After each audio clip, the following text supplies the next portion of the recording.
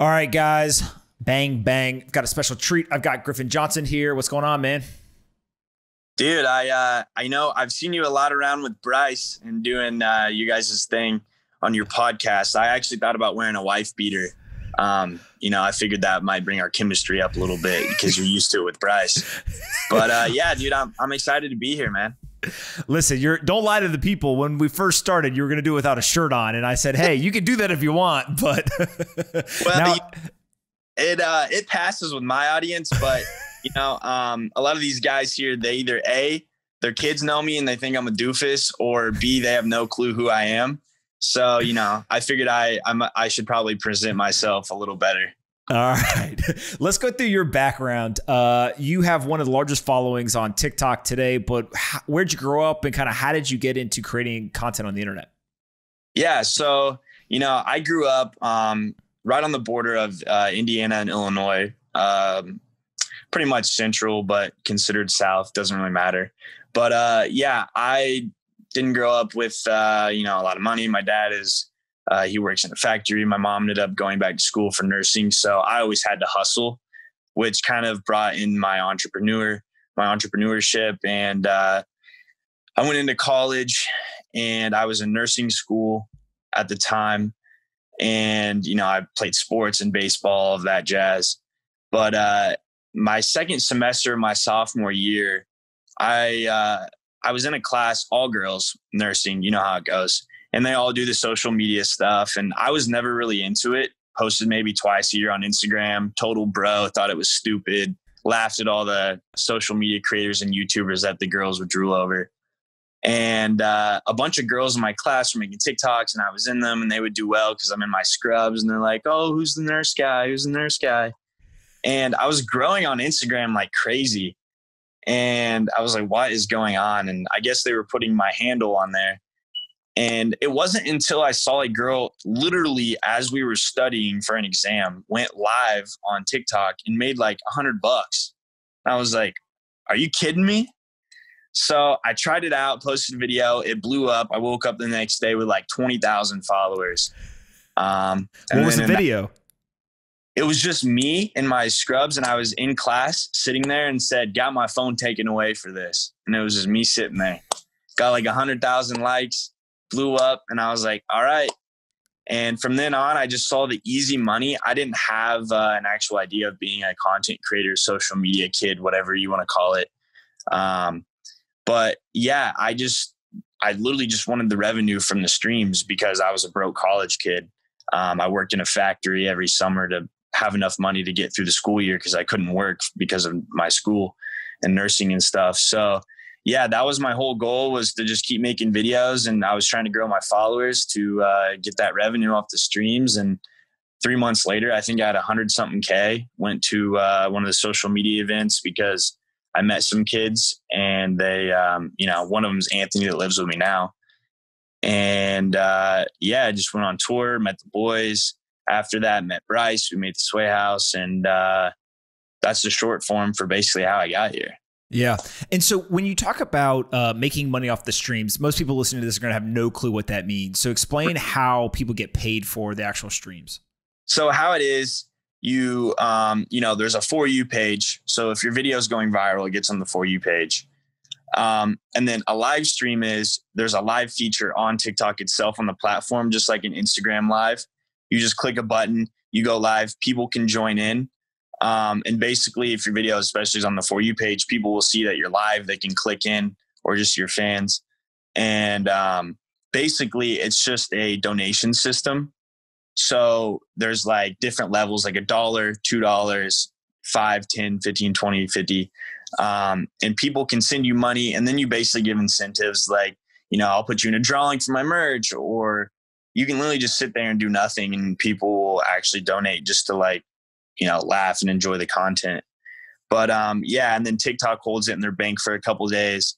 And people, you can only draw out $1,000. So basically TikTok makes bank off of interest just by having it there.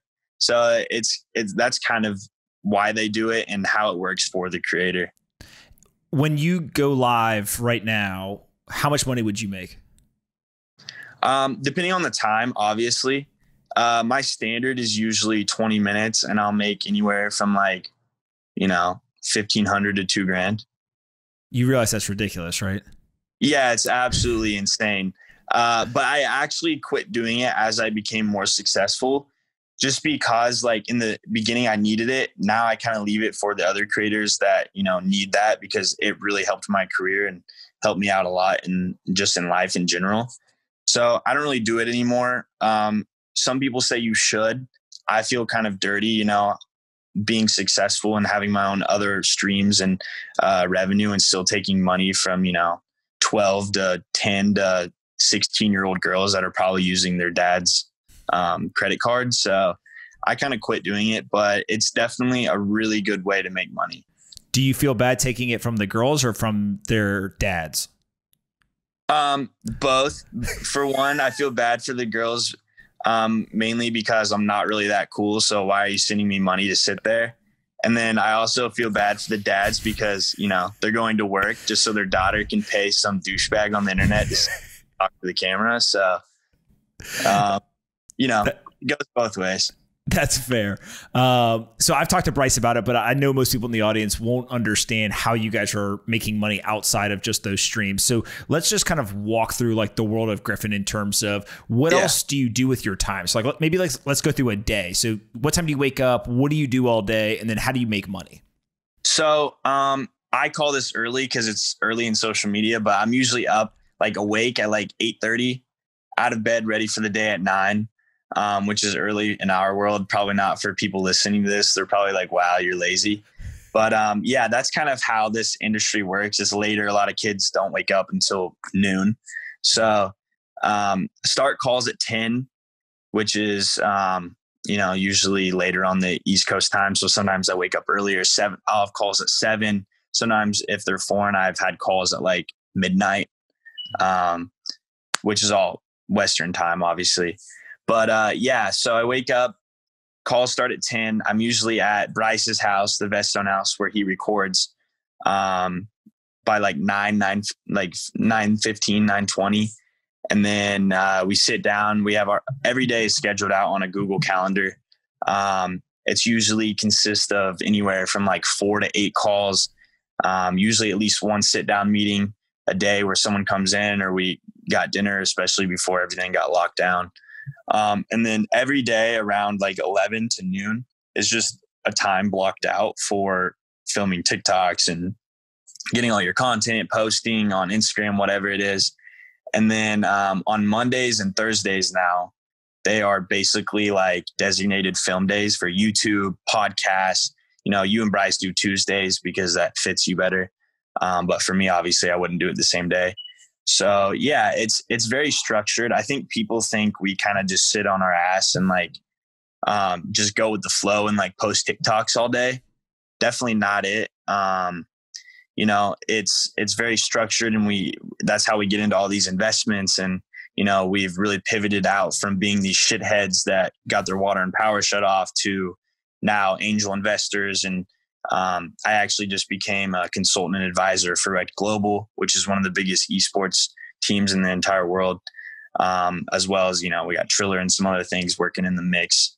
So yeah, it's basically calls, content, and obviously, trips and stuff come up, but that's the normal day.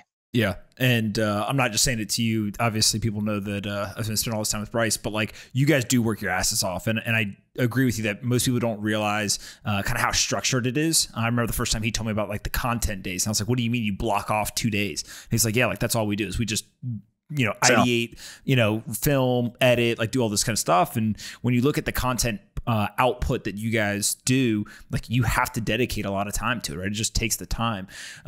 When you're doing all this stuff, where does the money come from? So are you getting paid brand deals? Are you doing, YouTube revenue, merchandise? Like where do you kind of think of your income coming from? Right. So this is like a really, really highly asked question. And it always changes a little bit because things come up and, but I would say it's very, very dynamic and depends on the creator. So this isn't for like, Bryce has different answers than I do, but I will give you the basis. So a lot of creators, they have YouTube. So Google AdSense, you get paid. You get basically a CPM. I don't know if people know how that works, but per 1,000 views, you usually get a set dollar amount that's given to you by YouTube, 6, 7. It's usually in that 6, 7 range. So there's that. It comes in every month. You get paid once a month by that. You obviously can do a lot of people do the TikTok live streams, or, now there's a feature on Instagram. You can do that, which is really good money. I mean, if you're making $1,000 a day, you can make, 30 grand a month off of just that. Obviously you got brand deals. So those, for anyone that doesn't know what a brand deal is, you can get paid from anything from using a sound on TikTok to doing, a promotion on an Instagram feed post where you shout out whatever company and tag them. Those are usually pretty nice and pay well. And how much do those pay? Or how do you think about, if somebody came to you and said, hey, I want you to do this, how do you think about pricing it? So for me, it comes into a lot of things. Is it static, which means, are you keeping it up forever? Is it a couple days? And then I know you've probably seen these before where you have to follow like everyone someone's following or whatever. Those are super like non-organic and they look literally ridiculous on your page. So I try to steer away, but if, the money's right, obviously, if someone asks me to do those, it's going to be more. I would say let's just say midline of all the Sway Boys, 500,000 likes. You should probably get about, $50K for a post, I would say is like a rough number depending on what they want. And for someone that gets 500,000 likes, that's obviously like 2 million, people engaged with it at least minimum, 1.8 to 2 million. So if you think about it, social media creators are kind of underpaid in the eyeball sense for like, marketing on like TV. I can't name a single show really anymore on TV that gets 2 million eyeballs at once. Yeah. At least there's so you got the brand deals. What else? Yeah. Let's see. I'm trying to think. Do you have merch? Yeah. Oh yeah. That's a big point. I don't do merch. That's why I didn't come to the top of my head, but yeah, merch is definitely, Bryce has his brand and there's a lot of creators that build brands off of themselves that sell well. Why don't you do merch? The reason I don't do merch anymore is because it's a really oversaturated market. Think about how many hoodies you have in your closet and how many of them you actually wear. And I have I'm looking at 20 hoodies that are all really cool. Brand sent them to me. They were free, whatever. Probably won't ever wear them. Not because they're not cool, but just because like everyone has a million hoodies and t-shirts nowadays. And not only that, it's just a really hard market because every single creator, it's like not a creative idea. Every single creator, it's like, oh, I get 100,000 followers. Oh, here's my merch. Link my Teespring. So yeah, it's just a market that's like the margins aren't great. You're talking like, you're selling a hoodie for $50. And by the time you pay for shipping and everything, you're making like, I don't know, $6 a hoodie. Yeah. Nah. What's the most ridiculous thing anyone that kind of in this influencer content creator world has done for money? I would say probably OnlyFans. And the reason I say that is like OnlyFans can bring in like a lot of money. Don't get me wrong, but they fake like they're putting like an explicit picture on there. And they think they're going to like get everyone. And then basically all it does is everyone tries to refund their money. And then it takes OnlyFans. That's just one example. I've seen people fake being in the hospital. I've seen people like fake breaking up. Like it's just crazy, stupid shit that I don't even understand. So you really can't predict these creator kids because they're literally wild. So yeah. How do you guys come up with the ideas for the videos? Like you, Bryce, right. Josh, like the videos that you guys are producing are usually have some level of entertainment to them. And so how do you guys come up with those ideas? Yeah. So it does become a routine. Honestly, like once you get in this space, you kind of see things and know things that work and you learn from other people and kind of tweak it. So I would say a lot of our ideas come from other people in the past or trends that are working at the time. And then we just literally ramp it up, make it bigger. spice it up, add our own twist to it. But a lot of it is just being involved in kind of the space and seeing what other people are doing and what has worked in the past or what's currently working. And obviously, sometimes, things just come to you on the fly. It's not like we just sit. I don't think anyone really just sits down for hours and like thinks of a video. It's just kind of one of those things where you just roll with what's going that week and think about it on the fly. Yeah. When you think of kind of this creator space today, what's like the average kid make, right? Are we talking not as much as you think? Okay. So help me understand what's the most somebody makes and what's kind of the average? Okay. So I'm just going to say it's a little bit different. It depends. There's so many factors in social media that kind of mediate how much money you make.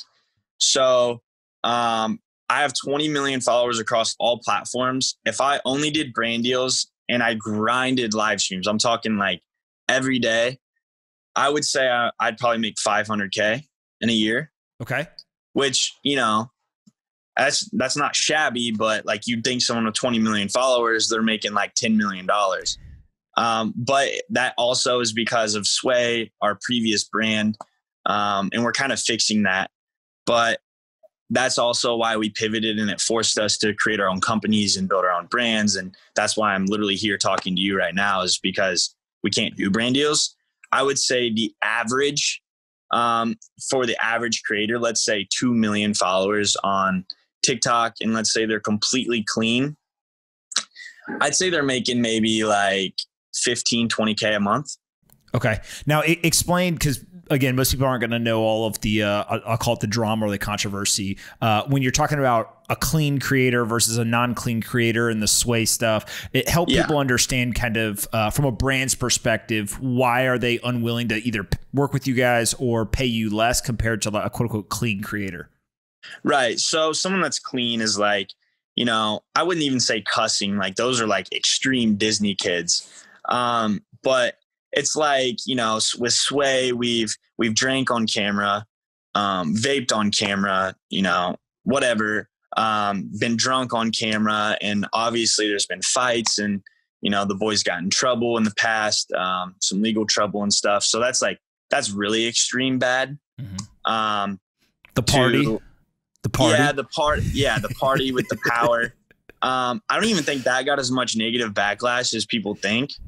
It's the only thing that people that I talk to, when they're like, oh, who are these guys? And I'll be, I'll try to explain it or whatever. And then somebody in the group will always be like, oh, that's the kid who got the power shut off, right? That's the group that got the power shut off. And I'm like, yeah, they don't care that it got shut off, right? Because they understand that young kids are going to party, whatever. But that's like the one moment where I think you guys like definitely arrived more than you thought you did. Well, like the thing is, I honestly think it's I get it from a brand perspective, because it's like, if we work with Sway, what are they going to do? Like, are they going to get in a fight? Are they going to tarnish our name? But honestly, and this isn't being like prejudiced at all, this is just like, if I were a brand and I wasn't like Disney PG, obviously, and didn't have like that, one thing that I've seen is a lot of those clean creators do not convert at all, because brands think that they are paying to get all of these views and all these fans. But in reality, all of their followers just follow their content. They could give a crap less. Like they'll have 20 million on TikTok and they'll get 50,000 likes on Instagram. I get more than that on my backup account, my third backup account. My dog gets more likes than that on Instagram. It's like, it's crazy because, I get it in a sense, but at the same time, it's like, people it's about conversion. It's conversion. It's like, what are you going to pay for people to see it? Like, okay, I guess that is a strategy, but it's just crazy to me. And I don't think a lot of people understand the actual dynamics of social media and how many things you have to look at when you're doing a brand deal or you're working with a kid that is in the social media space. All right. Before we get into the business and investing stuff, how old are you? I'm 21.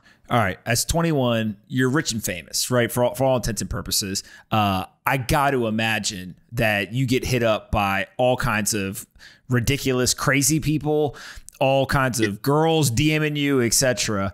What is your life like? Like, well, if you talk to like a friend from home that you grew up with who like doesn't understand how this all happened, how do you explain to them your life compared to, 3 years ago, 4 years ago?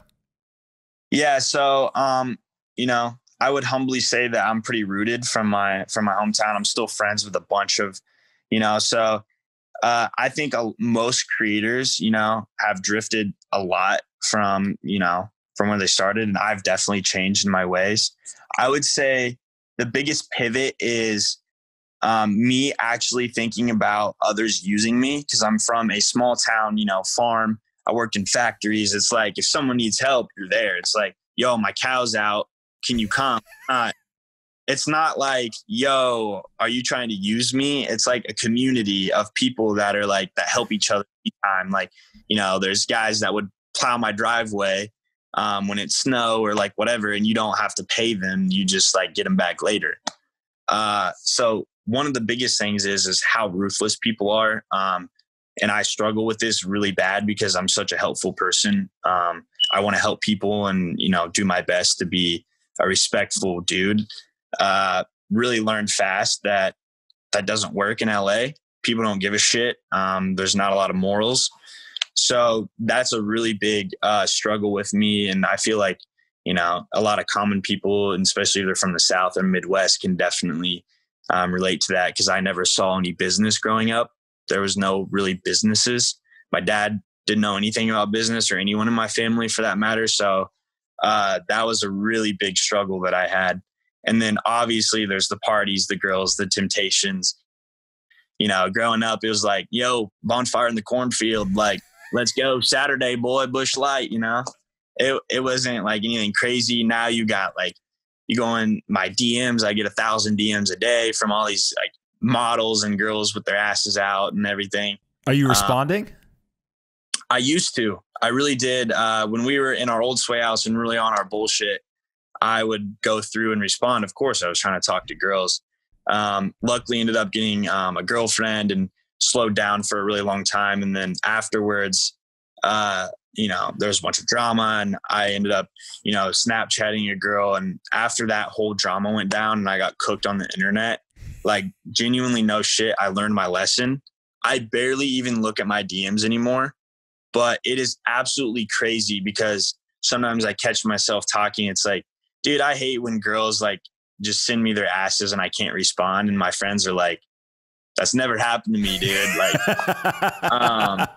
so yeah, that's definitely a thing. And then the last thing I would say is just, always being aware in public.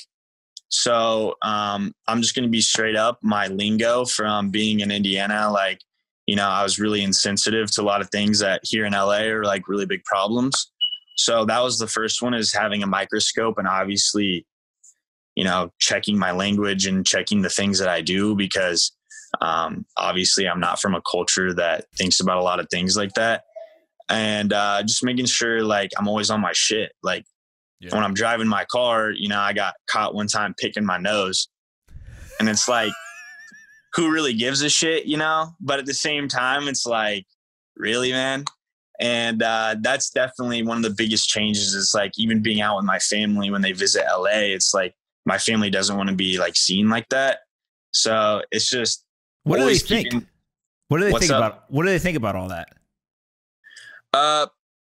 In my dad's words, he said, well, feller, I don't really know what you're doing, but it's working.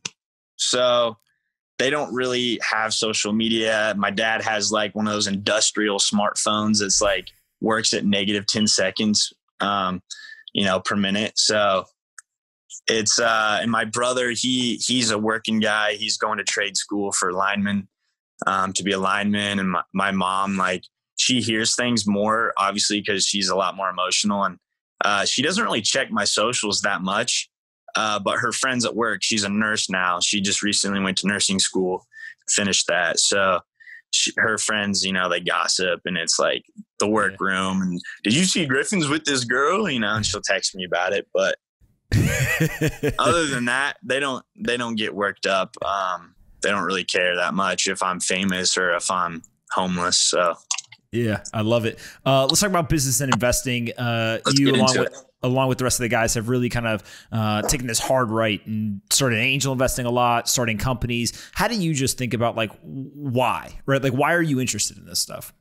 Right. So, like I mentioned briefly earlier, growing up, I hustled just because I didn't have a lot of money. I definitely wasn't like, homeless, but we were just a normal middle class family.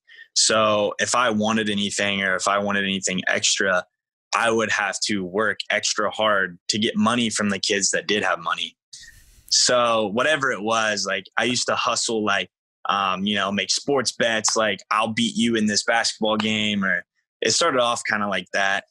And, as I got into social media stuff, I didn't really understand like how it could be used, but I've always had an interest in business.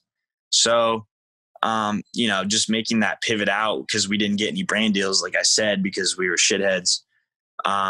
We had to find an alternative. And then as soon as we started doing things and starting our own brands, I literally it clicked with me. I fell in love and I'm like, wow, this makes sense. Like if I want to make money, that's actually going to, create generational wealth and set me up so I don't have to work. I had no other choice. So I kind of fell into it, already kind of loved it and had no other choice.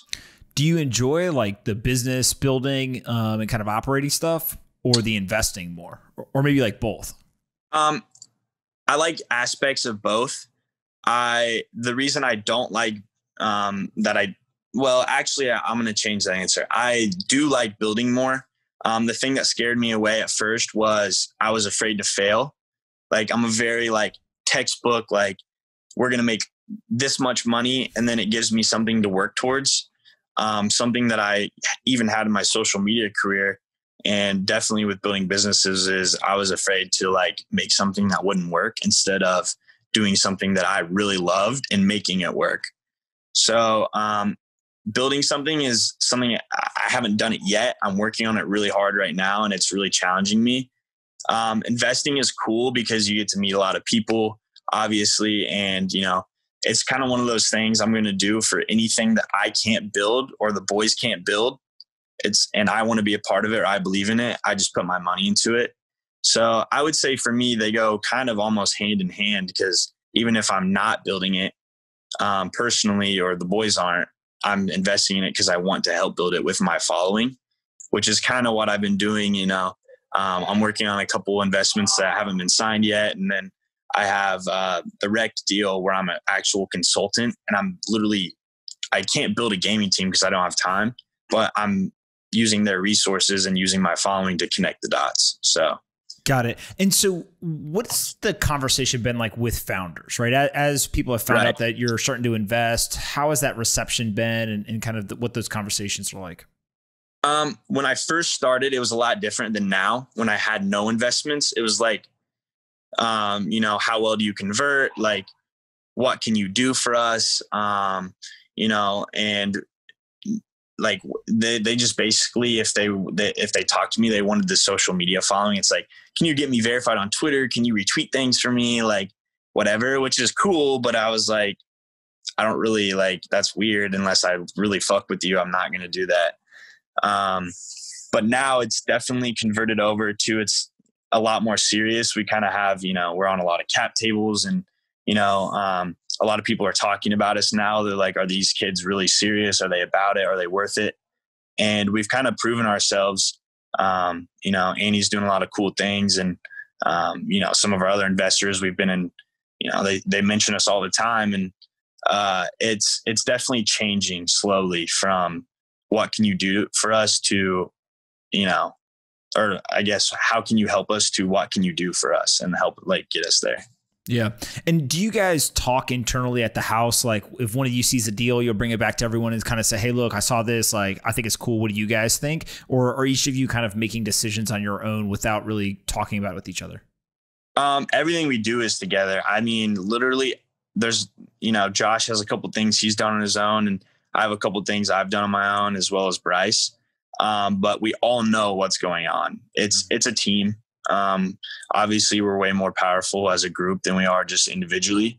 So literally everything we do runs through, the boys and Michael and whoever the team is, and then me. So definitely just a big group, and we really like to bundle ourselves up and bring as much punch as we can.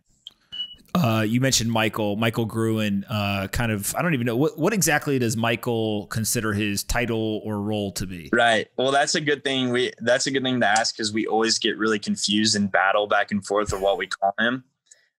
He started off basically as just being a mentor, and he kind of wanted to be an advisor in Talent X, which is, him and Josh founded it, and then we all started it from scratch. So he started off wanting to just be an advisor, kind of help us out and guide us in the right direction. Ended up now he literally helped us build the Sway House, does every single deal we do. Like, he gets press for us. Like, he does literally everything. But I would consider him, more importantly, my business partner. Mm-hmm. I see myself working with him for a really long time, and I truly believe that, he's a prodigy. He can literally make money with the click of his fingers if he wants to. So he's doing a fantastic job, and he definitely works hard. But now that we've said nice things about him, you've got to tell us, what's the funniest Michael Gruen story you have? Dude, it's not a story with him, but Michael one time did a TikTok with me at our old house, and it's like, don't worry about me, I'm a thug. And it's like, I actually retweeted an edit of it because my fans made an edit of Michael doing the dance, and it's like a fan page edit. And now they put hashtag Gruen Gang under his tweets and stuff. And it is so funny because they tag me in edits of him all the time. And it's like, he's the guy on Instagram that'll post pictures, and the only time is when it's with someone like famous or important that he's friends with or has met. So they'll make jokes out of it, and they'll be like, how we tweet about the business stuff, like, yo, at whoever, really interested in what you're doing, want to get invested, like, want to learn from you. They'll like take those tweets and then change it and then tweet at him. And it's so fun. So fun. Hashtag Gruen Gang. I love it. Yeah. Hashtag Gruen Gang. It's real. I'm telling you. We better be careful, or that literally is going to become a thing, and then he's going to be embarrassed. It already is. It already is. I love it. Before I let you go, I always ask everyone the same two questions, and you'll get to ask me one to finish up. What's the most important book you think you've ever read? Oh, goodness. Man, that's really important. Or content. Doesn't have to necessarily be a book, but just like, what's the most important piece of YouTube video, podcast, book, whatever? I think I might actually have it right next to me. Let's see. I was going to pull it up, but I don't know exactly where it is. But I have a book, and basically it digests like a lot of like what Motley Crue and all of the old, alternative and punk rock and rock bands did. And it kind of breaks down the meta of like how they, built their brands and kind of created that legacy. I don't know. Oh, here it is. Yeah. It's called Please Kill Me. And it's really cool. And I think it works for business even. And I like it because a lot of people think social media creators aren't smart, or, they don't know what they're doing. And it's kind of the same thing with them. When you think of a punk rock dude, you think of some dude with long hair, black nails, like screaming into a mic. And it digests basically how every successful, rock band and group ever became. And there's actually like a system to it. And it really just inspired me to do that with myself and build my own brand. So let them underestimate you, man. You guys are way smarter than they think. Second question is more fun. Aliens. Are you a believer or non-believer? Dude, it's like, I think I'm crazy when I say yes, but at the same time, it's like, there has to be other life forms out there. There has to be. Of course. There has to be. So I would say, I'm beating around the bush, but the answer is yes. I think there's probably something out there for sure. Anyone who's an alien, like non-believer, they're just the trolls on Twitter. There's a high correlation between trolls on Twitter and people who don't believe in aliens. Yeah, well, see, the thing is, when you say alien, I don't think it's a little green dude flying around in a UFO. But yeah. All right, good. Yeah. Clarify that so there's not headlines of Griffin Johnson believes aliens are flying in UFOs. Yeah, there's something though. All right, you could ask me one question to finish up. What do you got for me? Right. So, one question I have for you is do you recommend people buying Bitcoin, even if it's not a full Bitcoin, obviously, because it's really expensive, especially right now? Do you think it's still worth it? And I know this is another question to add it on top of it. Do you think it's actually going to be worth, I think, 314K by 2025? I don't know where the 314K number came from, but from the twins, I believe it's okay. Right around there, right around that 300K mark. Okay, so here's how I think about it, right? So one is you're right in that you don't have to buy a full Bitcoin, right? So full Bitcoin's like $19,000 right now. Well, you can definitely buy a piece of it, and here's why I think that people should own Bitcoin, right? Is just think 10 years from now. Do you think more people are going to be using Bitcoin or less people are going to be using Bitcoin than they are today? Probably more. I would say more, especially as the US dollar, depreciates and the government keeps getting a lot more unstable. So, trust in the dollar keeps going down. So it's like 2% at least every year it depreciates from inflation. Yeah. So if you think of that, right, just there's going to be more people using it, right, and adopting it in the future than today. It's a fixed supply asset. So just naturally supply demand economics, the price has to go up in US dollar terms over a very, very long period of time. Right. But I always say very, very long period of time because what people get, kind of caught on is they buy something today and whether it goes up or down, they panic, right? If it goes up a bunch, they sell it. If it goes down, they sell it, right? But if you basically just say, hey, look, I'm basically going to dollar cost average in, right? Buy a little bit, every day or every Monday or every month or whatever it is. And I'm just going to accumulate more and more of this and I'm going to hold it for a long period of time. It'll work out, right? Because of the supply demand kind of economics. But I think that having a long time horizon is really important. And like right now, everyone's buying every stock in the world and Bitcoin and all this crazy stuff's happening. But you just got to remember, it's like the longer term time horizon you have, the more advantage you have. Yeah, that's a good point. Cause I bought my first Bitcoin, but I was very hesitant because I didn't want to spend, I think at the time it was like, I bought it like 430 something. And I was like, shit, I don't want to pay 15 grand. And then, like a month went, not even a month, like a week and a half went by and it was already up close to like 19. And I was like, oh, all right, well, maybe I should have bought more. Yeah. But I still held on to it. And I think after the election stuff dies down, it'll probably drop again. I'm assuming, but yeah, I'm definitely going to hold on to that for a while. And I think, there's only 21 million that you can acquire total in the world. So there's going to be a time whenever it gets really sticky. I love it, man. I would ask where we can send people to find you on the internet, but I don't think that's going to be very hard for most people to find you. Where do you want them to go? Where should they go follow you if they're interested in all the business and finance stuff? I do want to say I just started a LinkedIn. I'm very proud of that. Nice. I never had one. So, if you guys want to connect, you guys can find me on there with just my name, obviously. And then I guess Twitter, no one else wants to see me shirtless dancing around. So if you I tweet about some investments. Of course, I throw in some stuff for the girls on Twitter, but every now and again I'll put some interesting business advice or talk to some cool people on Twitter. So awesome, and my Twitter is like I'm Griffin Johnson, but the I's an L. So I'm sure you can just type in my name and find it. I love it, man. Listen, thank you so much for doing this. You guys are doing a fantastic job. As I told you guys before, don't worry about what everyone else is saying. You guys are working hard, you're making money, and you're investing. So that's literally the dream. Thanks for letting me get on here and explain to people that I'm dumb, but just not as dumb as what they say. All right, man. We'll do it again in the future. Thanks, Pomp.